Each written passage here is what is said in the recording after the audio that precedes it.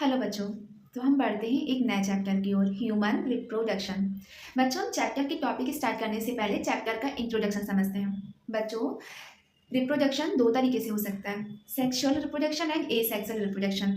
Sexual reproduction का मतलब होता है इसमें टू पेरेंट इन्वॉल्व हो, मतलब मेल फीमेल दोनों इनकी मेट करें और अपनी प्रोजेनी को प्रोड्यूस करें। और एसेक्सुअल रिप्रोडक्शन का मतलब होता है सिंगल पेरेंट से प्रोजेनी का बनना। बच्चों, एक टर्म आता है प्यूबर्टी स्टेज। तो प्यूबर्टी स्टेज का मतलब होता है रिप्रोडक्टिव एक्टिव होना, जिसमें एक फीमेल एम्ब्रियोनिक स्टेज से ही ओवोनिया का फॉर्मेशन करती है और एक मेल आफ्टर बर्थ के बाद। बच्चों, दो टर्म आते हैं, ओवीपेरस एंड विविपेरस। तो ओवीपेरस का मतलब होता है जो एग को प्रोड्यूस करे और विविपेरस का मतलब होता है जो बच्चों को प्रोड्यूस करे। तो बच्चों, अब हम चैप्टर की ओर बढ़ते हैं। तो humans are sexually reproduce and viviparous. बच्चों, ये चैप्टर बहुत खूबसूरत है क्योंकि हम इसमें देखते क्या है कि स्पर्म का फॉर्मेशन कैसे हो रहा है, ओवम का फॉर्मेशन कैसे हो रहा है, दोनों आपस में मिलते हैं, जाइगोट का फॉर्मेशन करते हैं। देखते ही जाइगोट एक बेबी में कन्वर्ट हो जाता है और बेबी के बाहर आते ही लोगों के चेहरे पे स्माइल आ जाती है। तो हम इस चैप्टर को स्टेप वाइज पढ़ते हैं कि इसमें कैसे कैसे इवेंट होते हैं। तो अब हम स्टार्ट करते हैं। तो बच्चों, हम रिप्रोडक्टिव इवेंट की बात करें तो फर्स्ट इवेंट होता है गैमीटोजेनेसिस। बच्चों, gamete formation is called gametogenesis. Gamete two type के होते हैं, sperm and ovum. Sperm formation in male is called spermatogenesis. Ovum formation in female is called oogenesis. बच्चों, हमारे गैमीट्स तो बन गए, अब हम फीमेल प्रेग्नेंट होते हैं तो जाहिर सी बात है स्पर्म हमारी बॉडी में आएगा।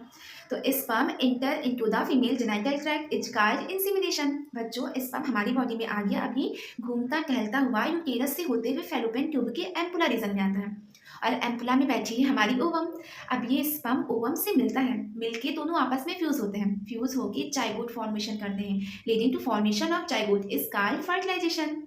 बच्चों, फर्टिलाइजेशन के 7 डेज बाद जाइगोट का ब्लास्टोसिस्ट स्टेज यूटेरस में आता है और यूटेरस के वॉल को टाइटली पकड़ लेता है और इम्प्लांट हो जाता है। This is called implantation. Implantation होते ही मम्मा का फर्स्ट मंथ स्टार्ट हो जाता है। अब फर्स्ट मंथ से लेकर 9 मंथ तक बेबी कंप्लीट डेवलप होता है। कहने का मतलब है हार्ट का फॉर्मेशन होता है, छोटी छोटी उंगलियां बनती हैं, आईलेसेस बनते हैं, आईलेट सेपरेट होते हैं, बेबी मूवमेंट करता है और ये सब चीज़ें 9 मंथ के अंदर होती हैं। और ये जिस पीरियड में होता है इस पीरियड को गैस्टेशन पीरियड बोलते हैं। बच्चों, हर ऑर्गेनिज्म का गैस्टेशन पीरियड अलग अलग होता है। सम एग्जांपल, हम ह्यूमंस का गैस्टेशन पीरियड 9 मंथ का होता है, एक एलिफेंट के बेबी का 22 मंथ होता है, एक डॉग के बच्चे का 60 to 65 डेज होता है, एक कैट के बच्चे का 50 to 55 डेज होता है। 9 मंथ तक हमारा बेबी कंप्लीट डेवलप हो जाता है। अब बारी आती है बच्चे के बाहर आने का, तो delivery of the baby is called parturition. बच्चों, ये सारे इवेंट हम स्टेप बाय डिटेल में भी पढ़ेंगे। मैं कुछ नोट करने वाली बातें बताती हूँ, जैसे स्पर्म का फॉर्मेशन एक मेल बॉडी में लाइफ टाइम तक होता रहता है, मतलब जब तक उसकी सांसें चलती हैं स्पर्म कंटिन्यू बनता रहता है। बस बढ़ते एज के साथ साथ स्पर्म की प्रोडक्टिविटी या फिर मोटिलिटी थोड़ी कम हो जाती है।